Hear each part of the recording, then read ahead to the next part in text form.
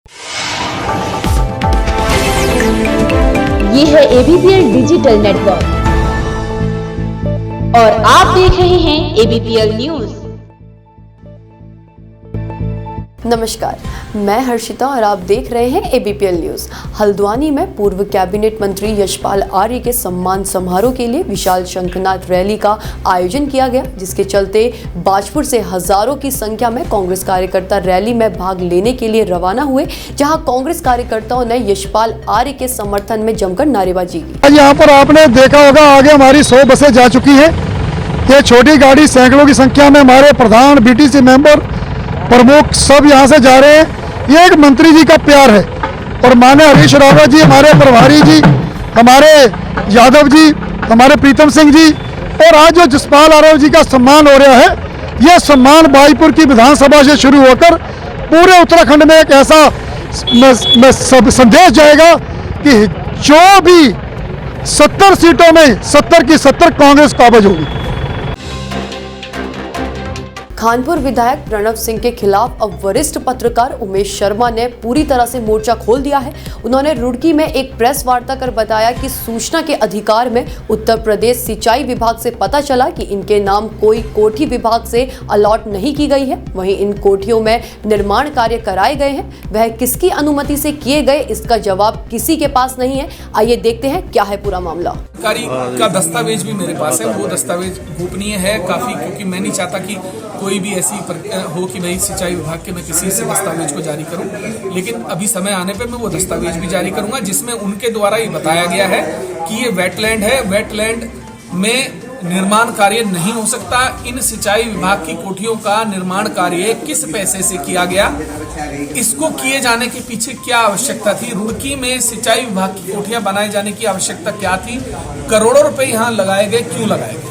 अच्छा, आपका कहना है कि कुछ लोग आपसे कहते हैं कि आप चुनाव लड़ेंगे क्या चैंपियन के सामने या प्रणव सिंह के सामने। अभी आपने कहा है कि विधायक मेरे सामने मैं विधायक बनूं, ये बहुत जरूरी नहीं है, क्योंकि आप विधानसभा पहुंचना जरूरी नहीं है, फिर भी आपके बहुत सारे काम ऐसे ही हो जाते हैं, आप उससे भी बड़ा वजूद रखते हैं। मेरा ये कहना है कि पत्रकार जो है वो चौथा स्तंभ है। जब 3 स्तंभ बहुत शक्तिशाली हैं और गरीबों की, आम आदमी की मदद करने में उन लोगों को अपनी क्षमताओं का इस्तेमाल करके वो उनकी मदद करते, तो भाई हम भी तो चौथा स्तंभ हैं। हम अपने आप को चौथा स्तंभ क्यों कहते हैं? फिर हटाओ आप इतिहास के पन्नों से कि हम चौथा स्तंभ हैं। अगर हम चौथा स्तंभ हैं तो हमें भी किसी गरीब आदमी की जनहित के मुद्दों की बात करनी है, तो हम अधिकारी को डंके की चोट पे फोन करेंगे और नेता को भी फोन करेंगे कि इसकी मदद करो, क्योंकि हमारे घर के कोई खनन के पट्टे या व्यापार या कोई हमारी इंडस्ट्री ऐसा कुछ नहीं चल रहा जिसके लिए हम अपने निजी बेनिफिट के लिए फोन करते हैं। अगर किसी मोहल्ले में झगड़ा हो गया और एक पत्रकार कहता है कि साहब यहाँ झगड़ा हो गया, एक पक्ष सही है, दूसरा पक्ष गलत है, तो ये हमारा फर्ज है, हम पुलिस को फोन करें, हम DM को फोन करें, हम SSP को करें। आप हमारे अधिकार से हमें वंचित नहीं कर सकते, ये अधिकार पत्रकारों का है। अगर आप इस पत्रकार से वंचित करते हो तो फिर आप चौथा स्तंभ कहना छोड़ दो।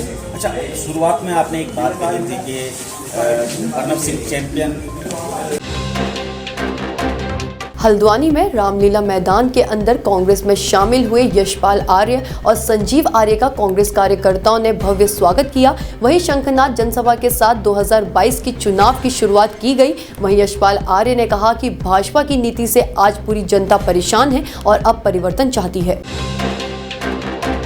उत्तराखंड के मुख्यमंत्री पुष्कर सिंह धामी रुड़की के मानू बांस पहुंचे, जहां उन्होंने किसान मेले में लगे अनेकों स्टॉल का निरीक्षण किया और एक जनसभा को संबोधित भी किया। इस दौरान मुख्यमंत्री ने क्षेत्र में करोड़ों रुपए की योजनाओं का शिलान्यास कर क्षेत्र की जनता को बड़ी राहत देने का काम भी किया है।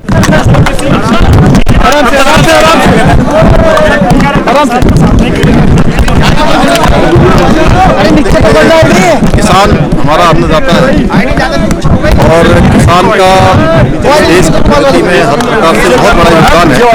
इसलिए इस प्रकार के हम लोग, क्योंकि हमारा राज्य का उत्तराखंड का स्थापना महोत्सव मनाया जा रहा है, उस महोत्सव के क्रम में क्योंकि हम लोग सभी जगह पर इस प्रकार के कार्यक्रम कर रहे हैं, जन संवाद कर रहे हैं, जन सुनवाई कर रहे हैं, सुनवाई के साथ साथ समस्याओं का समाधान, निराकरण, जो हमारा एक संतुष्टि का जो हमने मंत्र दिया है, उसी के आधार पर आज भी यहाँ पर भी करा है। यहाँ पर विभिन्न योजनाओं का शिलान्यास भी किया है, लोकार्पण भी किया है और किसान भाइयों से संवाद भी किया। हाँ, वो हम जल्दी करने वाले हैं, हम जल्दी करेंगे। चंपावत नगर पालिका अध्यक्ष और ईओ भूपेंद्र प्रकाश जोशी का विवाद फिर शुरू हो गया है। इस बार विवाद कोतवाली तक पहुंच गया है। ईओ भूपेंद्र प्रकाश जोशी ने नगर पालिका अध्यक्ष विजय वर्मा तथा सभासद मोहन भट्ट पर जान से मारने की धमकी देने, सरकारी कार्य में बाधा पहुंचाने का मामला कोतवाली में दर्ज कराया है। वहीं पालिका अध्यक्ष विजय वर्मा और सभासद मोहन भट्ट ने आरोपों को निराधार बताया है। पहले तो मैं आपको ये बताना चाहता हूँ कि जो मेरे आदमियों को काम देने वाली बात है, ये टेंडर तो मैंने 28 और 29 तारीख को निरस्त कर दिया है। 28 तारीख को उनको मैंने लेटर दिया, उसकी रिसीविंग नहीं ली है। 29 को मैंने फिर लेटर देके उसकी रिसीविंग मेरे पास पड़ी है। और नंबर 2 कि आज टेंडर के सापेक्ष कोई मैटर ही नहीं था। आज हमारी बोर्ड मीटिंग थी। बोर्ड मीटिंग में मैंने लाइट व्यवस्था और कबाड़, जो हमारे ऊपर कबाड़ हो रहा है वहाँ नगर पालिका का, उसकी नीलामी, सफाई व्यवस्था, और एक ये था कि ठेकेदारों को जो हमने निविदा निरस्त कर दी है, उन ठेकेदारों की जमा राशि वापस करने के सापेक्ष में हमारी बोर्ड मीटिंग थी। तो मैंने अपने ईओ साहब से कहा कि ईओ साहब बोर्ड रजिस्टर लाओ, जो बोर्ड मीटिंग का बोर्ड रजिस्टर होता है उसे लेके आओ। तो वो उन्होंने कहा कि बोर्ड रजिस्टर की चाबी लोहाघाट है। अब बोर्ड मीटिंग की इनको मैंने 3 दिन पहले सूचना दे दी कि बोर्ड मीटिंग आज 11 तारीख को बोर्ड मीटिंग होनी है। तो इनको मैंने पहले से मेरे पास ये प्रूफ भी पड़ा है कि 11 तारीख को बोर्ड मीटिंग है करके मैंने इनको पहले आदेश दे दिया है।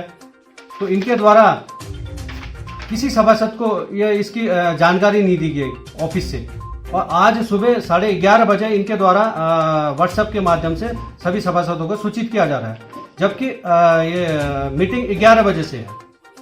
तो इनका जो रवैया है बोर्ड के प्रति और मेरे प्रति ठीक नहीं है, क्योंकि ये मेरे सारे आदेशों का पालन भी नहीं कर रहे। इनको मैंने 3 लेटर भी दे दिए हैं कि आपके द्वारा मेरे बोर्ड की और मेरे आदेशों की अवहेलना हो रही है।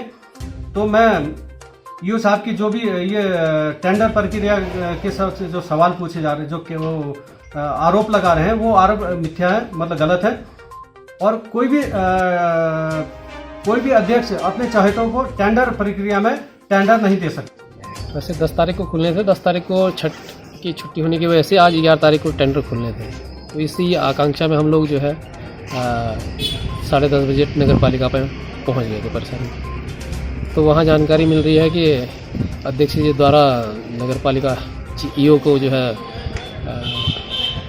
नाजायज़ दबाव डाला जा रहा है कि ये टेंडर कैंसिल किए जाए, और इस तरह से जो है इससे हम सारे ठेकेदारों को जो है काफ़ी आर्थिक नुकसान हो रहा है। टेंडरों की कीमत जो है वो हम दे चुके हैं, टेंडर डाल चुके हैं, उनके साथ स्टाम्प लग चुके हैं। हमारे कंपनी में तो एक व्यक्ति 40-50 हज़ार रुपये से ऊपर का खर्चे में आया हुआ है। तो और इस वजह पूछने पर कोई वजह नहीं बताई जा रही है। केवल ये कहा जा रहा है कि अपने आदमियों को एडजस्ट करने के लिए 9-10 आदमी 9 कामों को अपने 10 कामों को अपने आदमियों को एडजस्ट करने के लिए अध्यक्ष द्वारा नाजायज दबाव। मुख्य मुद्दा बताऊं कि यहाँ टेंडर प्रक्रिया हमारी 25 तारीख से टेंडर प्रक्रिया प्रपत्र निविदाएँ खरीदी जा रही थी।